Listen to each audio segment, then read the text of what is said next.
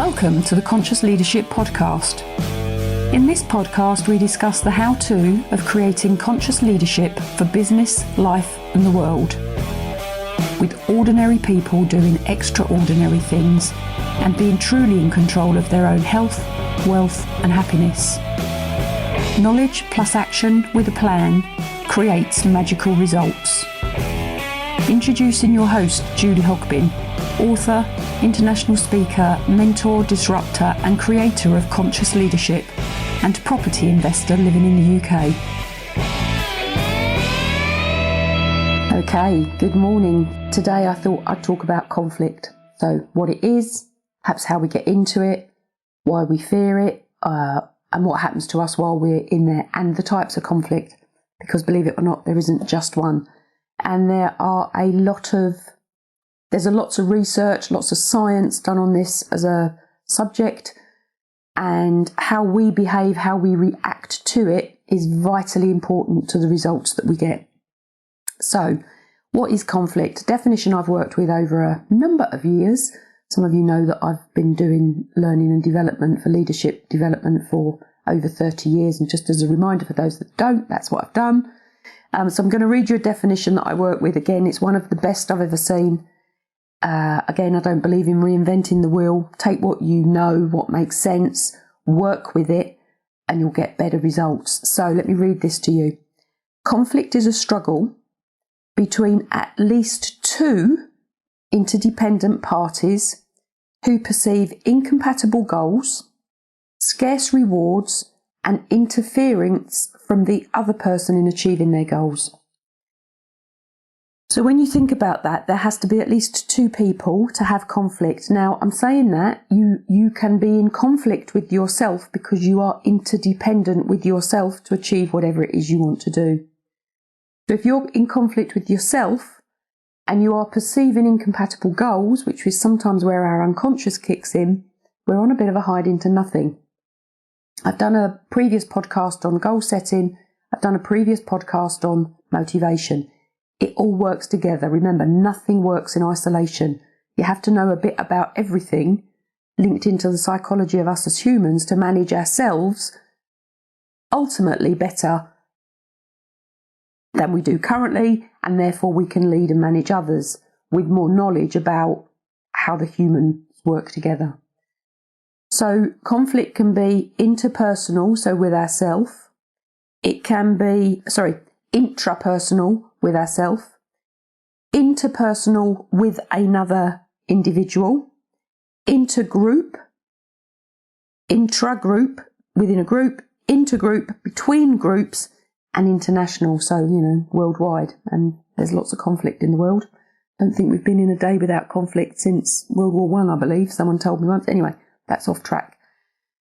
So what is conflict? So if you go back to the definition, it's where we perceive incompatible goals. So if you're managing others or you're managing yourself, the goals need to be in alignment, and we need to be able to gain people's buy-in to the goal to get them to work with us. Otherwise, we are potentially in conflict. Now, within an organisation, we can manage that.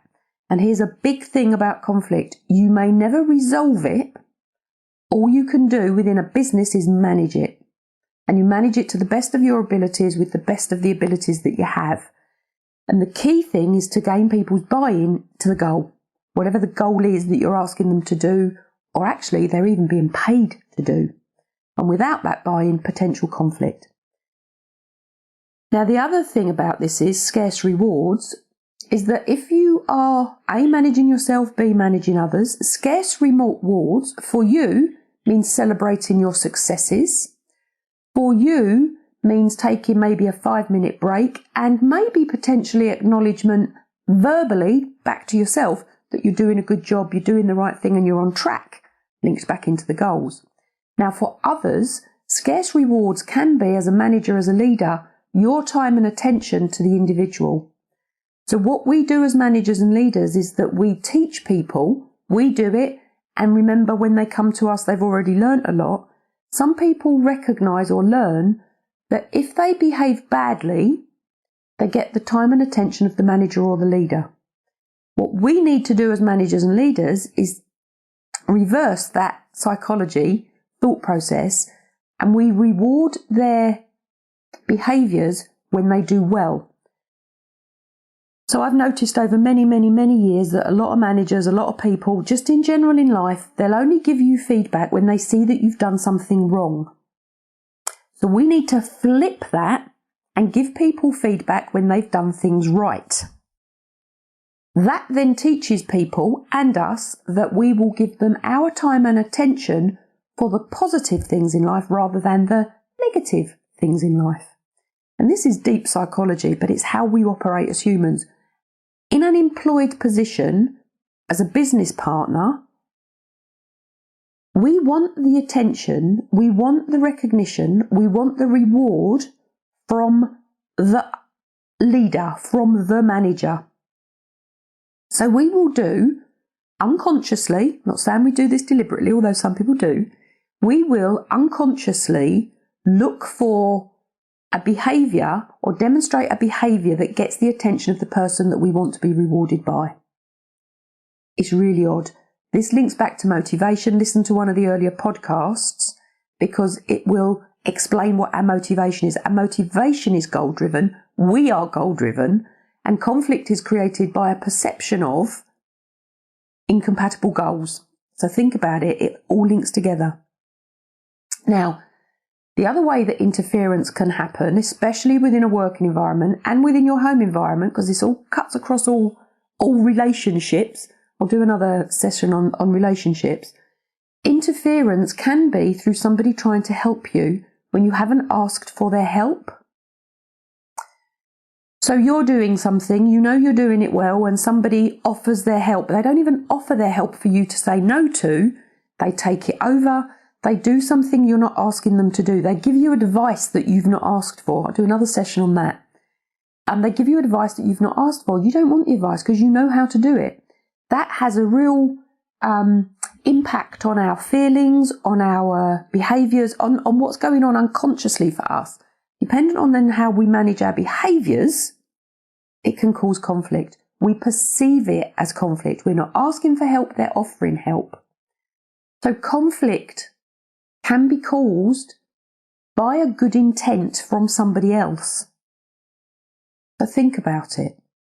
So how do we manage conflict? A, we have the conversation. B, we manage our own behaviours, we manage our own feelings, we manage our own thoughts because they're all connected in a cycle. How we think and feel affects our behaviours, which affects how others think and feel, which affects their behaviours, which affects how we think and feel. And in an undisciplined cycle, we generate down. In a disciplined cycle, we can create something and create a better result and a better success. My hand's up the top here because we're doing massive things with results here. We're having huge successes. This is a big subject, as are all of these. None sit in isolation, but as a thought process, what is it that you perceive as an incompatible goal? How do you communicate that to others? Because the core of all this is how we communicate. I will do some more on, I will do something on communication and how we communicate and how we understand through our communication and through the communication of others what's motivating them. You listen to people's language, you will understand so much.